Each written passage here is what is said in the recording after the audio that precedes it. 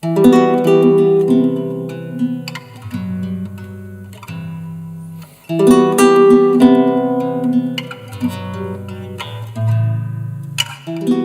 small stone tumbles headlong at his feet. The stale sea beckons. The mountainous remains of an old friend fixes his gaze again. This is Antony Warnes, the supersonic vagrant. Antony gives us a glimpse of his artistic process and history in the art world. Tony, a friend of mine for many years, has set forth and accomplished many great things within the community and nation of art. As a small boy, Tony would often take inspiration from his landscapes and his mother's garden in Otamotai, where he learned to appreciate nature with such detail. As a child, he would take an interest in drawing cartoons, inspired by Walt Disney figurines. His memories and thoughts and reluctance and melancholia are now transfixed on the surface of board and canvas, the way his creative mind perceives it to be. It just happens. Shifting through the memories of unfinished works sold before their time, these stories will help to give a better perspective to the artist's interpretation of what is finished. The conversation from story to person, from artist to man.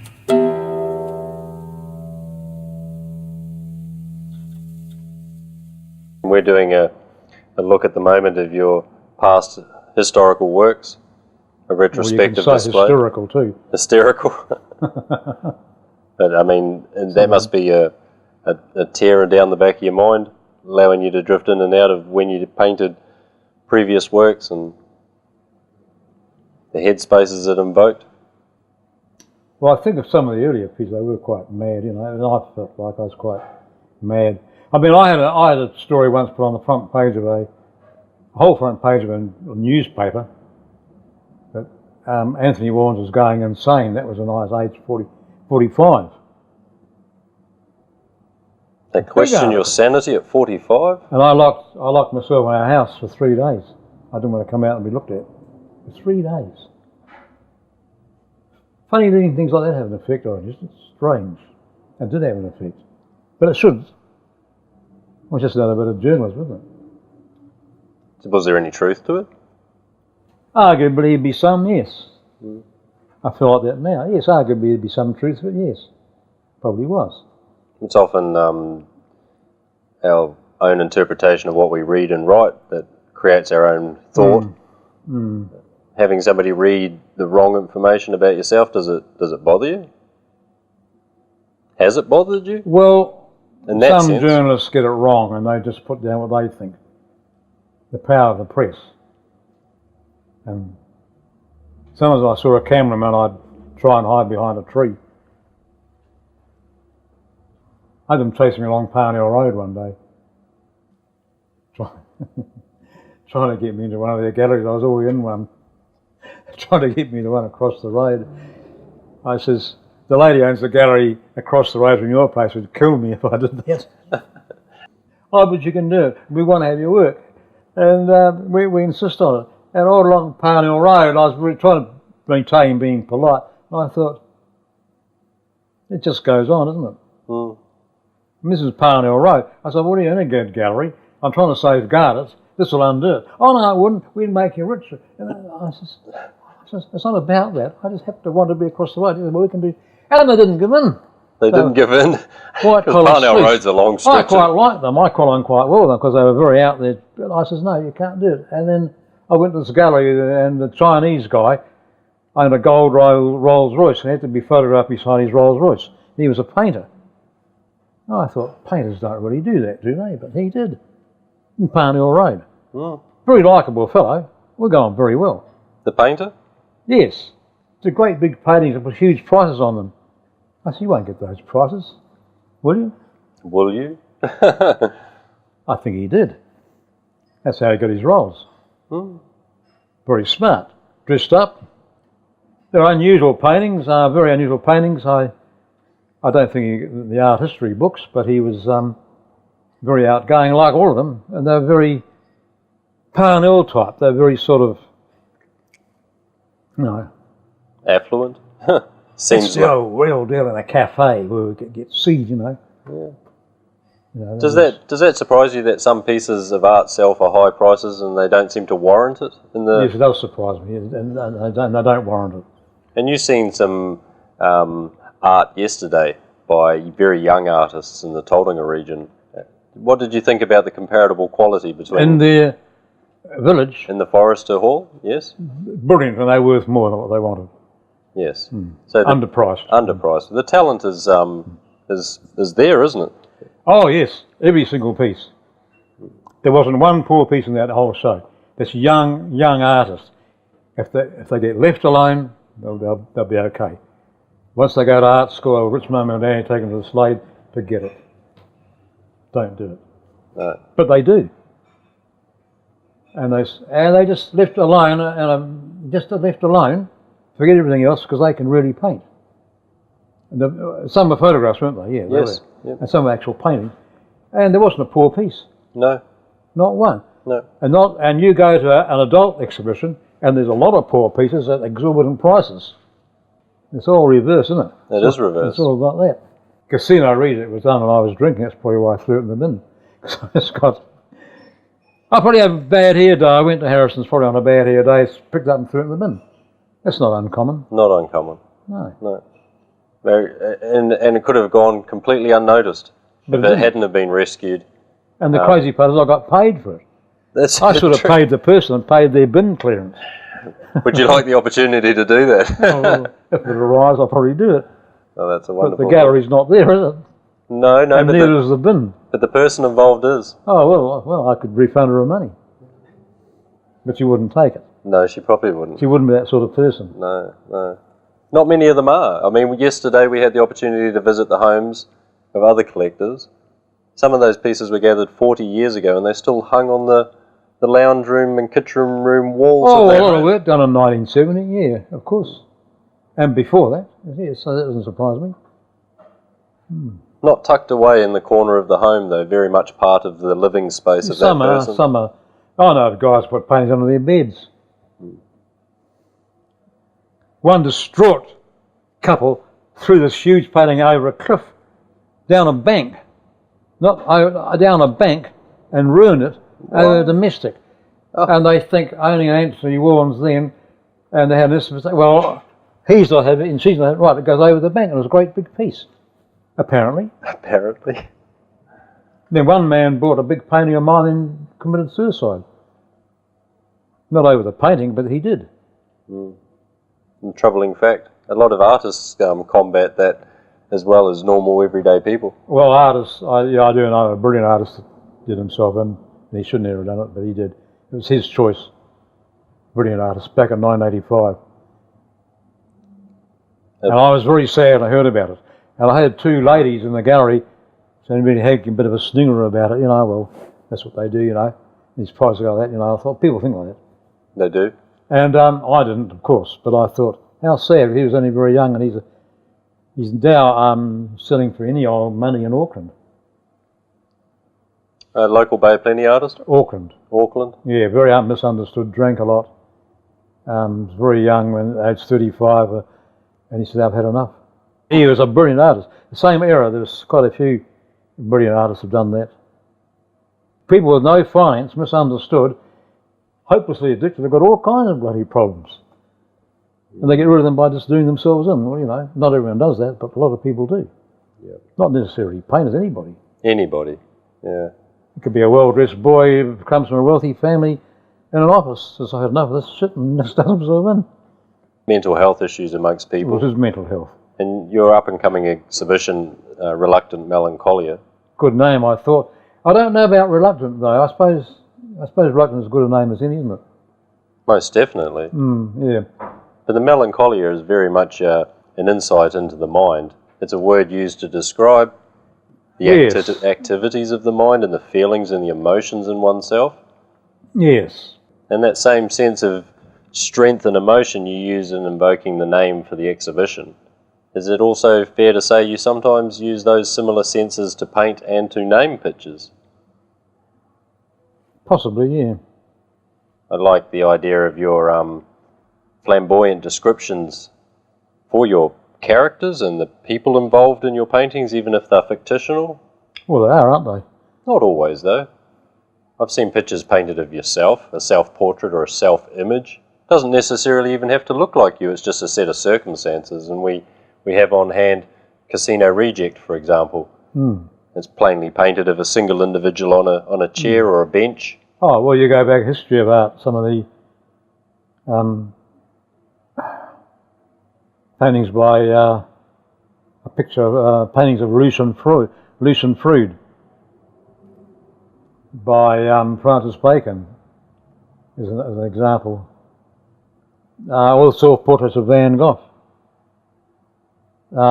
portraits of the ladies of the night at the Moulin Rouge by Toulouse-Lautrec. You think you can find the artist within the picture?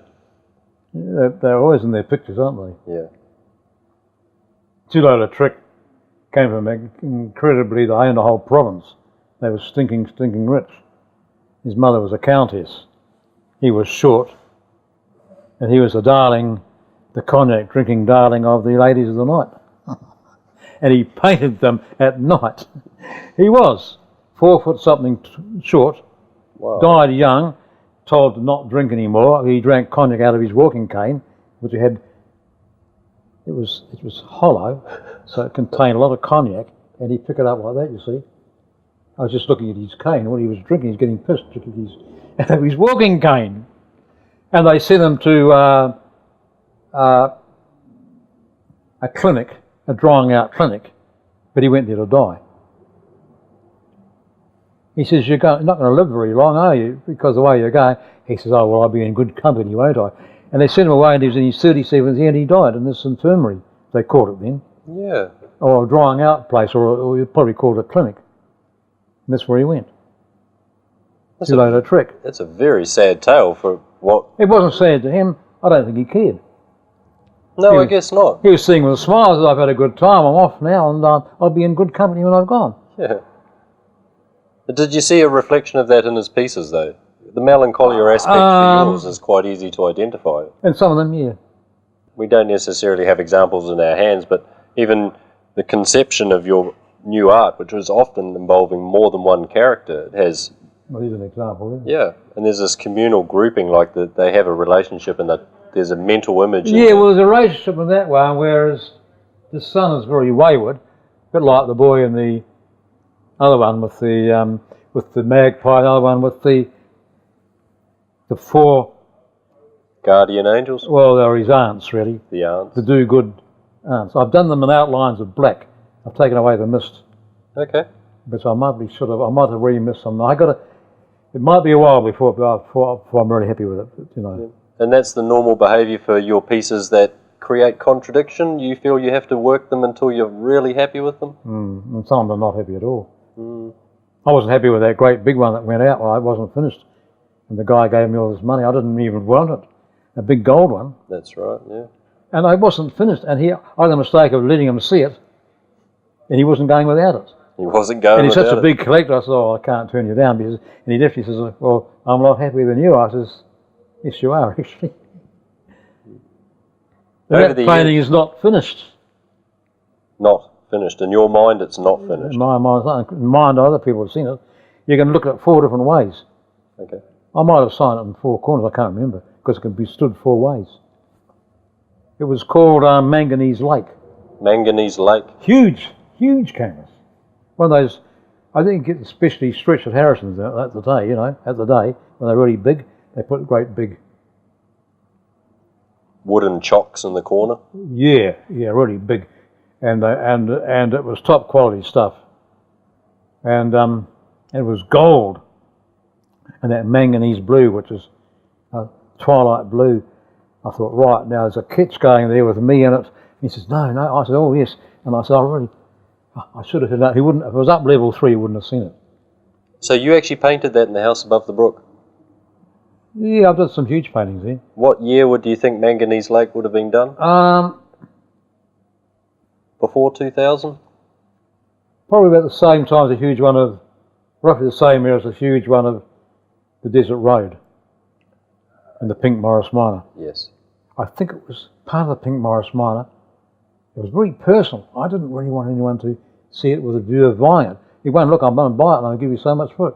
What's your price? I said, well, oh no, I've got the gold card now. I've got the trailer ready. Again. Straight to another Auckland gallery. No, Auckland buyer, collector. A collector. And he owns, I don't know how many he owns, a few, but he says, if I see these small ones, I won't buy any more of yours, because I think you should be doing big ones. Well, I've got to do small. I like doing small paintings. Yes. Little box canvases. Delicious little box. So he won't buy another one. Is that because you don't plan on doing large canvases? No, because I kept doing small ones. And the man came and took the picture away? Bought it and took it away. Paid you for it? Mm. He never took the story with him. So you've been able to provide myself and others. Yeah. No, he didn't take the story because he was part of the story. Yes, but he can never buy that from you, can he? No, he just loved the painting and he just had to have it. And I says, well, listen, do you mind if I keep it? He says, no, I do mind because I've got the money for you. He had a pocket full of money. He invested those. I like money, but I like the painting more. But he put in his, he got into his vehicle, had a big vehicle. I said, well, that's the way it is, you know. If you give that some thought, can you tell me an answer? Do you prefer money or do you prefer art? I obviously prefer this, don't I? I've got to have some sort of stability. I like to, I even thought of keeping this, but now if I let this on the market, that proves a point, doesn't it? I'm prepared to sell it and get some cash. I took it out of a place, I took it out of a jewellery shop in Katikati. I said, it's not for sale. No, I've changed my mind, you see. But I'll paint him again. It'll stir me on to painting someone else, his brother or something. His brother? Yeah. His brother will be a jealous individual because this man here, as far as I'm aware, he's a lotto winner, is that correct? I will two of them soon. Sometime. All the relatives will come out of the woodwork. Maybe that's what it is. They'll come visiting the uncle who's just had a turn of fortune. And I took it out of the jewellery shop and they weren't happy about it.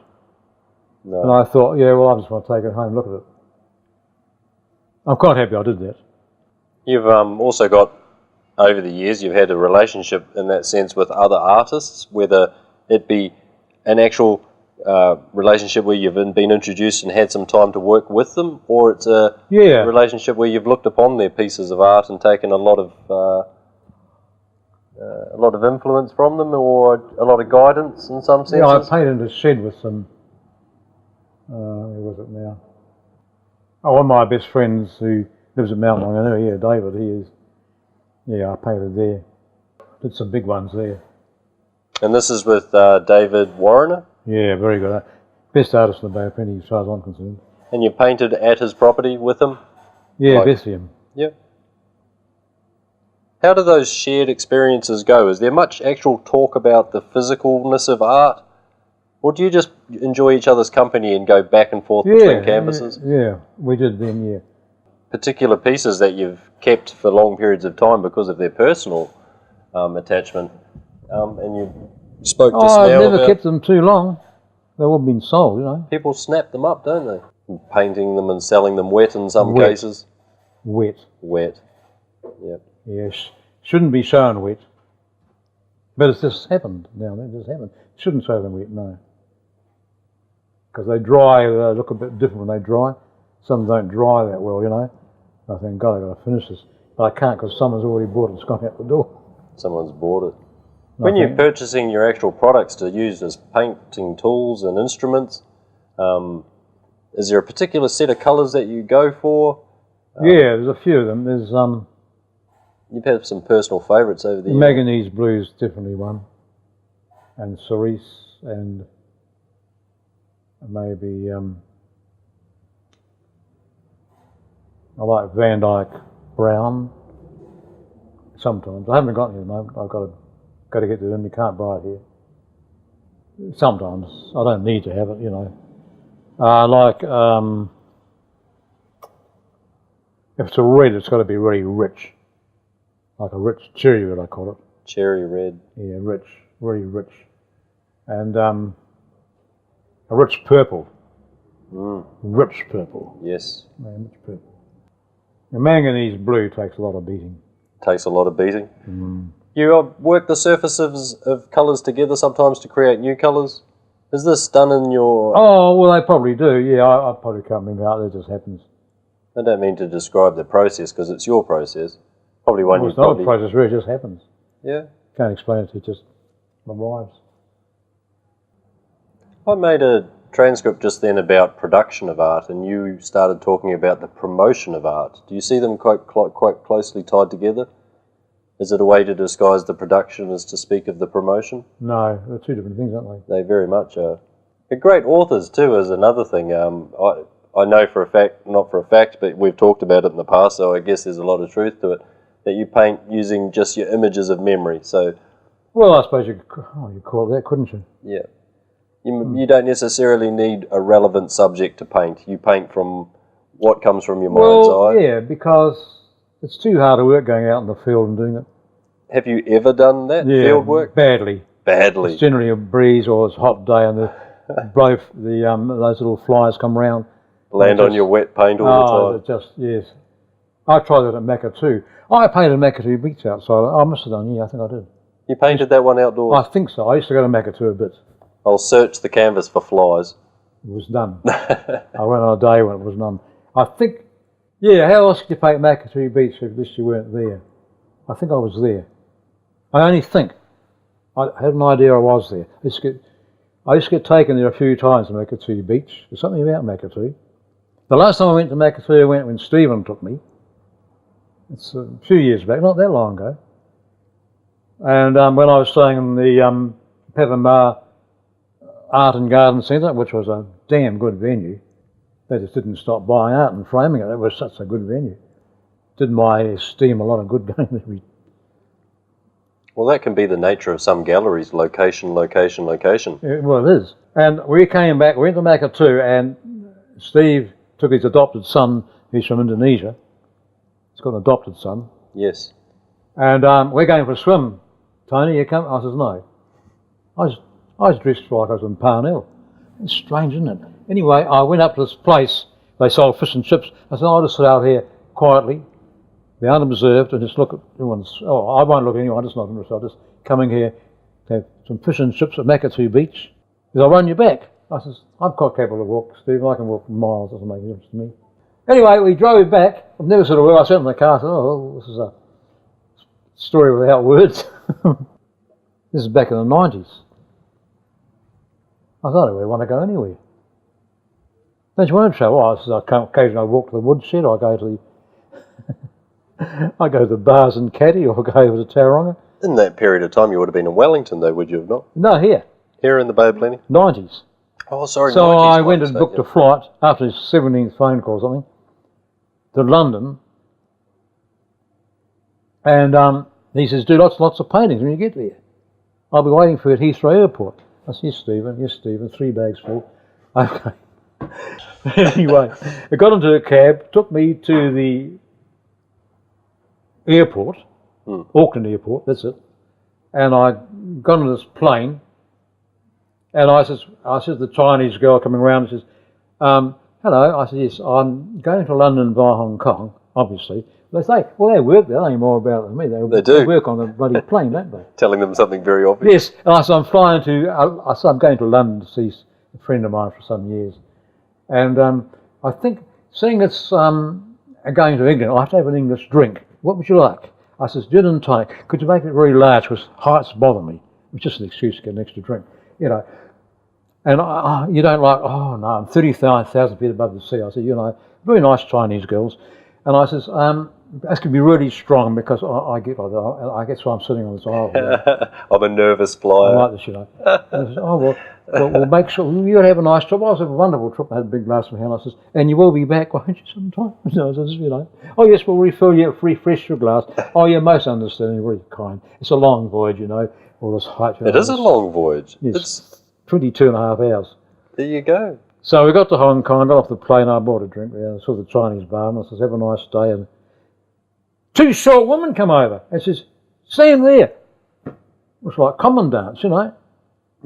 Don't move. Don't move. I says, well,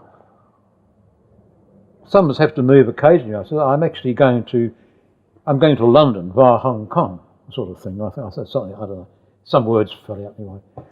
And but staying there, I said, well, if you say so, I can't stay here because I'm catching the next flight, you know.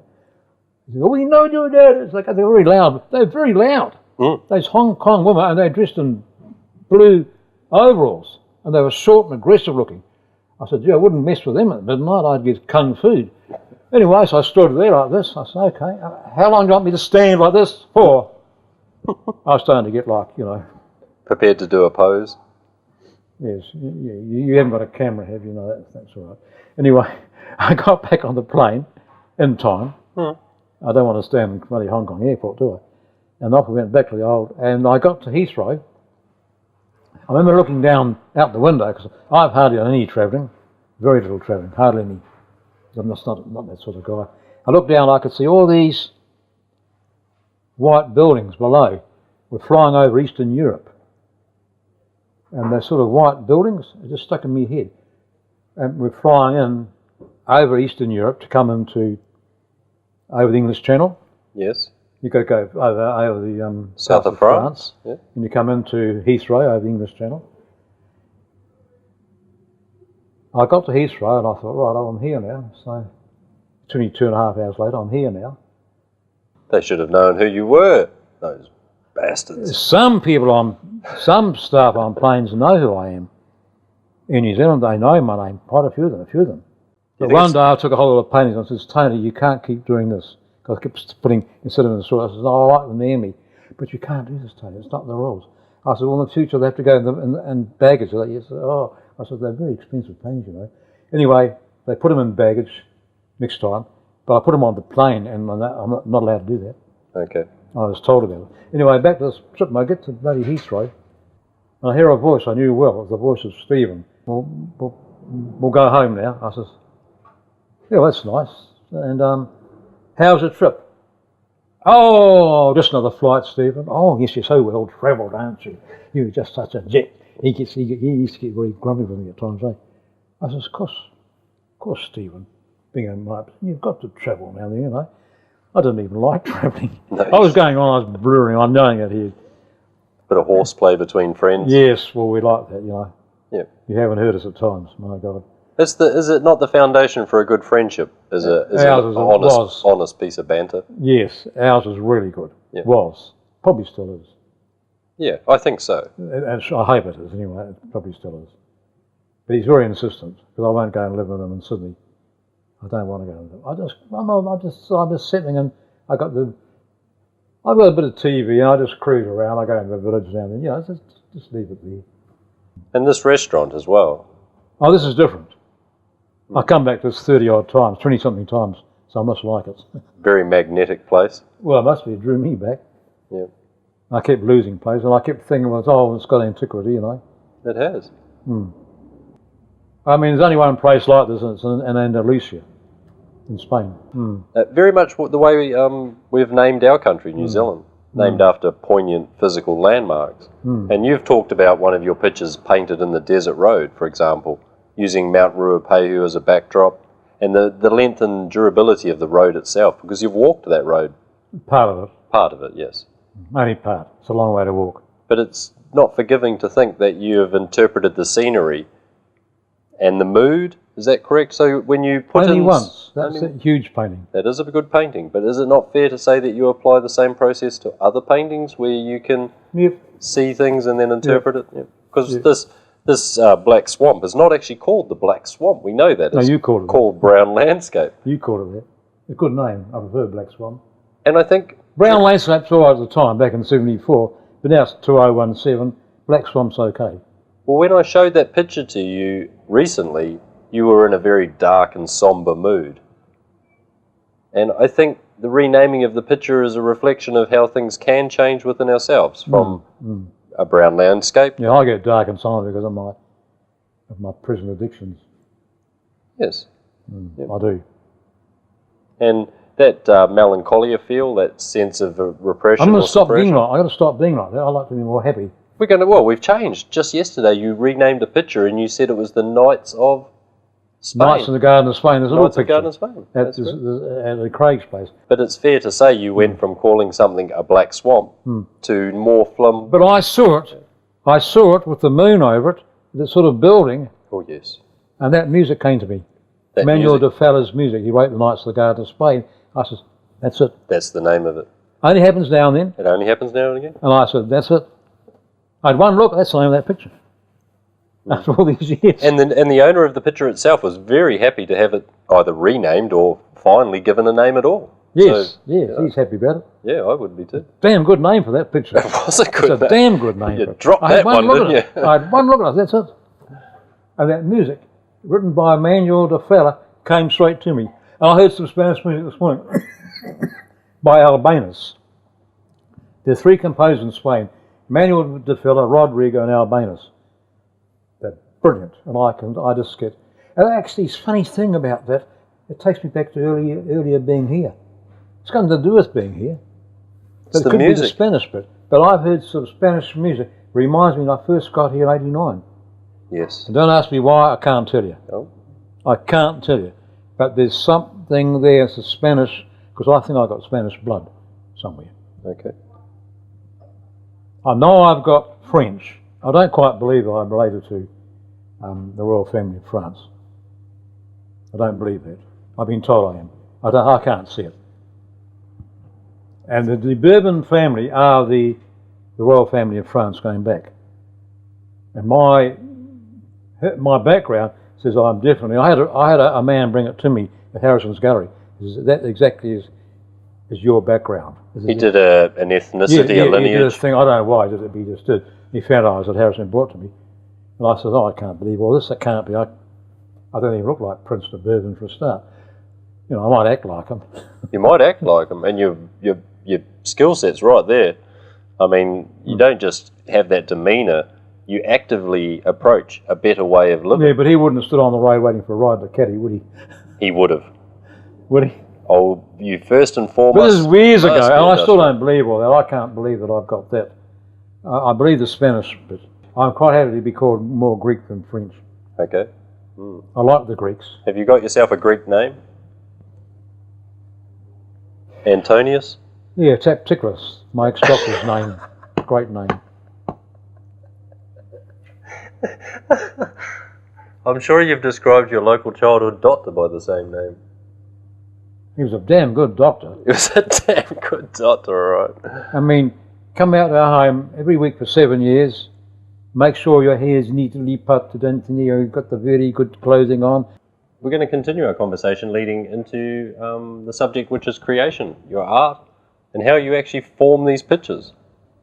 Now, obviously each individual piece can be brought into its own light and discussed, but your techniques over the years have gone from brush Techniques, I don't know, I just throw them together.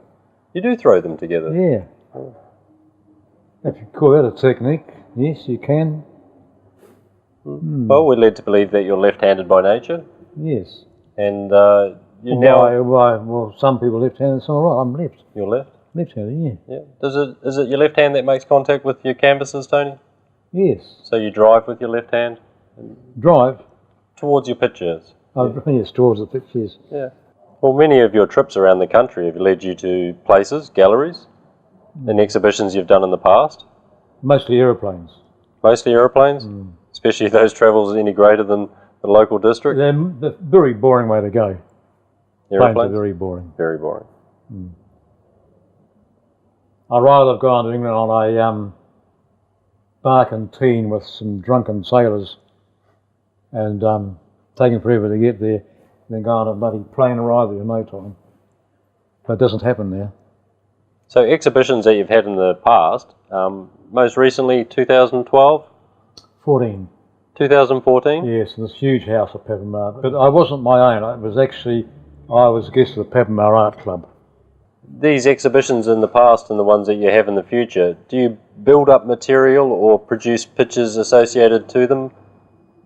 Or is it a collection of what you've been Well, you able shouldn't to actually paint to a market or to an exhibition. You They shouldn't? just arrive, no. No. They just arrive. So very much a spontaneous event Yes. and a collection of Well, what is... Well, it should be. It should be, yes. A collection of what is very real to you at the moment. Yeah, yeah. And so the current format for your painting at the moment is involving a lot of figurines and standing people and animals, pets and birds. Yeah, Yep. it is.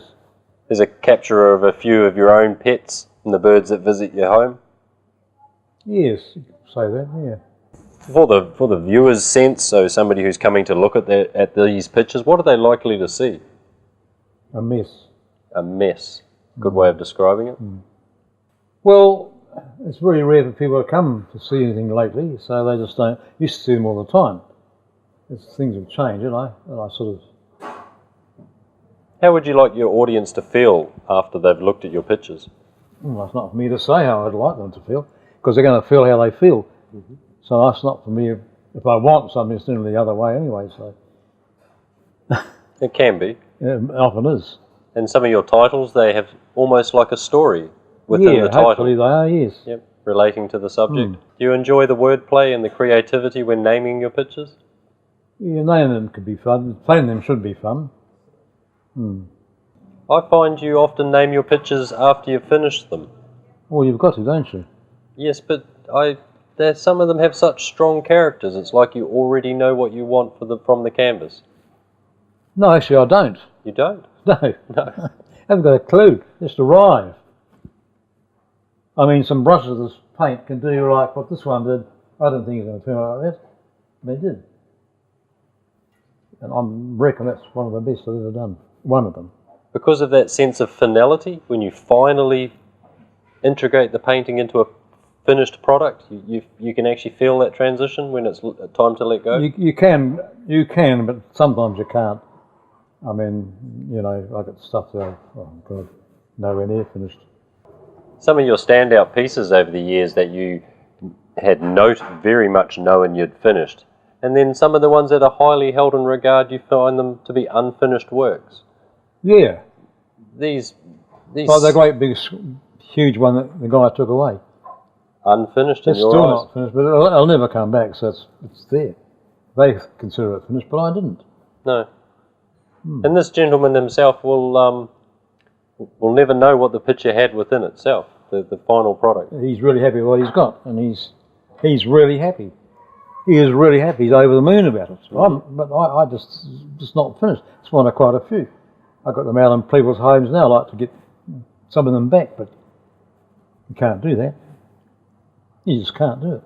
No. They're finished. Well, yeah. According to them. According to them. Yeah. They're behind glass. Yeah, that makes it even more finished, doesn't it? And very final. Your workspace and your canvas sizes, do all of your canvases get worked on in a similar way? Or do the small ones, do you hold them in your hand? Do you sit with them in chairs? Yeah. Do you ever paint lying down in bed? I have done. It doesn't work. Doesn't work? No. No, I sort of have, yeah. No, it doesn't work. No, I may have tried it. No, it doesn't really work. No? No. And you paint in natural light conditions? You use no artificial lights? No, none. No? No. And over the years that I've known you, you've had multiple studio spaces. Do you find any particular space works best for you? Cramped, large, open, small? Space best. God, it's been so many, I can't tell you. Your current space, do you like your current space? Yeah, well, I'm hidden away on the top story, aren't I? Suits me fine. Yes, it does. Yeah, it's all right. I feel good going there. I feel okay when I leave it. It's okay. Yep. Yeah, it's bright. Does the space at all invoke a certain style or painting?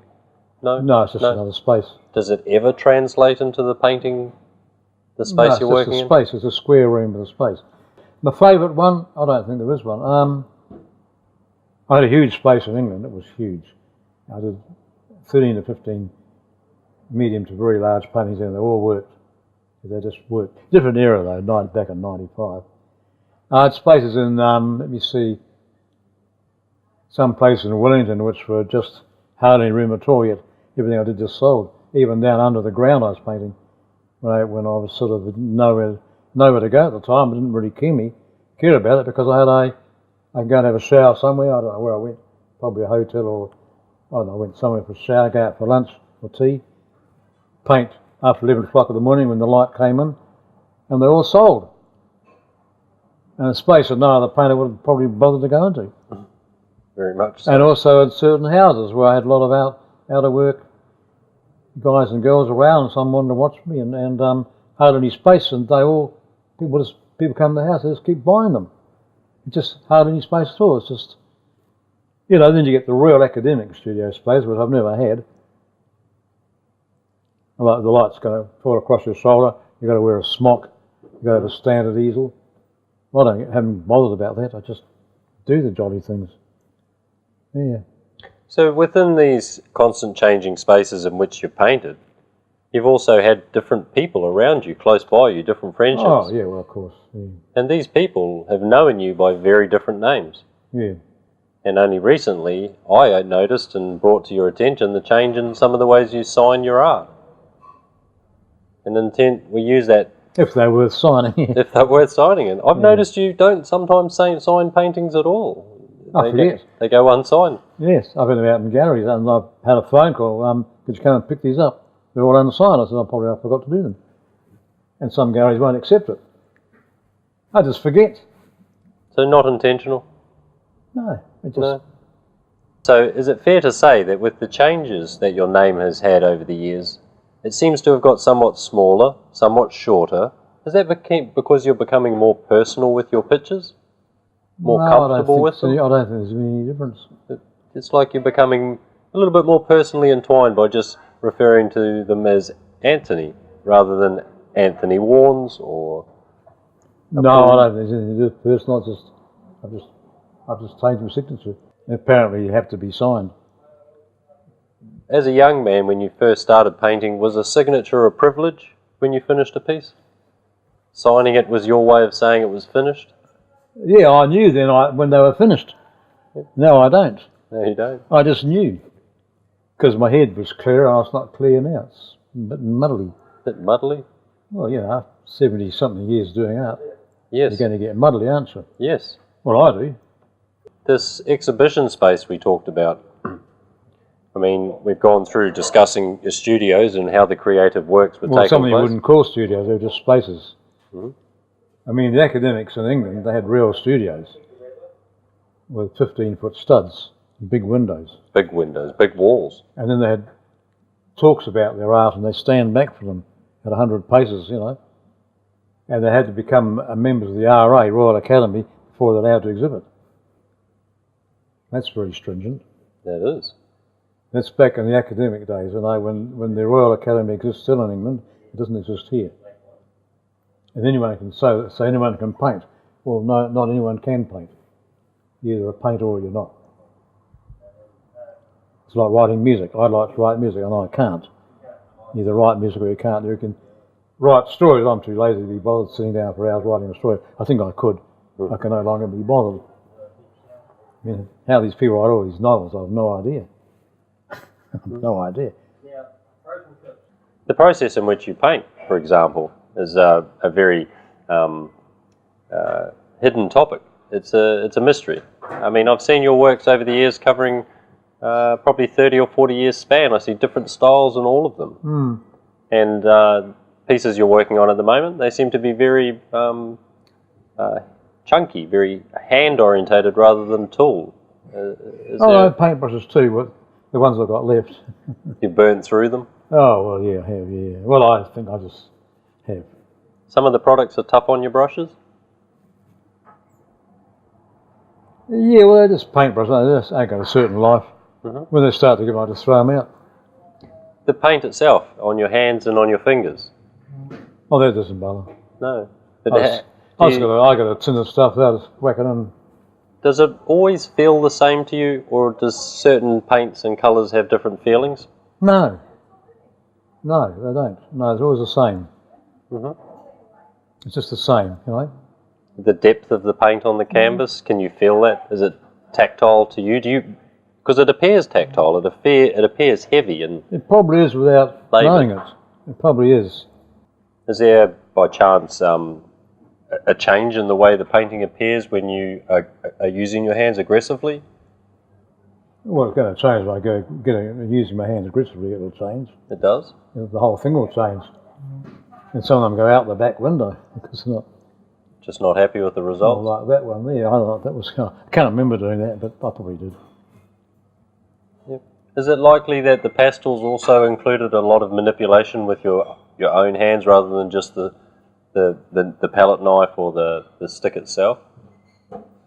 No, they just move around the board. It was always on board mostly. Pastels for board, thick board. Yes. But the pastel itself, it's quite a delicate object, isn't it? Do you treat it that way? Oh no, the little ones are. The big ones aren't. The big ones are quite heavy. You can do anything with them, just throw them on thick. And you buy different size pastels like you buy different colours for certain reasons? Delicate work, more intricate work? No reason, I just buy colours. I've stopped doing that because I've got so much gear, I just don't buy anymore. Yep. And your favourite kind of pastels to use? Yeah, French. French pastel? Well, English paint, European. There's quite a few of them. I can't really say favourite because some are as good as each other. Do you get excited when you get a different product, paint? Does it excite you to try it for the first time? It's just another buying thing. No, I don't. Just a bit of a compulsive too buyer. many years doing it. No, it's just another little paint. So if I can drag myself upstairs, I'll do some sort of thing. See in some of your recent works clear examples of where you've painted a picture of very much a personal element of your life, and it goes unspoken or undisclosed, and some of these pictures are part of your new collection to be sold at the Incubator. You've inputted an investment into the picture by painting something that's very personal, and obviously those... Well, portraits are. Some can be, yeah. Portraits, family members, likenesses of yourself in a completely different life. So Well, apparently I come out in most of them, don't I, for some reason. No. And these creations, I guess, are they stored in your mind a long time before you paint them, or do they just come to the surface, as you say? Just arrive. Just arrive. Arrive. Just arrive. Arrive. Yeah. Can't tell you how or when or how, they just do. And do you look forward to your arrival at the Incubator in the... Yeah, well, I do, yeah. It's a new stage of your career as such, or a new stage of your... Yeah, it's a new stage. The opportunity to gather works of your retrospectives, that's a first for you, is it not? An accumulation of works gone by, that's a presentation you may not be... I like the idea of retrospective because I can have a look back. Yes, not often they come out, I can see them again. No? There's homes I go past, I think I'd like to see some of those, but I can't go banging on their door. But I don't even know where most of them are. No. It's like a treasure hunt. And some people are very private, they really would... They are. And some people won't allow us to see them the way they were seen or the way they are. No, probably not. As an artist yourself, do you feel appropriate for this role? Do you feel like this should be for you? Yeah, they've all been for me, including this one. In some way or the other. They've all been for me. The exhibitions? Yeah. In some way or other. Some have been a bit strange, like I wished I wasn't there. Some have been really good. I wish they'd go another month. You know, just how I am on the day. Yep. Looking forward, do you feel like you will continue to paint? Oh, I do some, but no, really, it's art to me. It's just, I've done so much of it. I am interested and I'm not. I do a few hours off, sick of this, you know. Is that the melancholia? Well, you could call it that, yeah. Yeah. Yeah, you could, you know. You've done so much of it. You think, oh, well, I can't be bothered anymore. The opportunity to sit with Tony and discuss very real current issues is not often taken lightly. The discussions normally form around closely associated friends and a shared series of experiences. He's been a stoic friend for many years and has been a family friend for almost all his life. The man himself is just one, but his vision is many. Take over the world, Tony. Take over the world.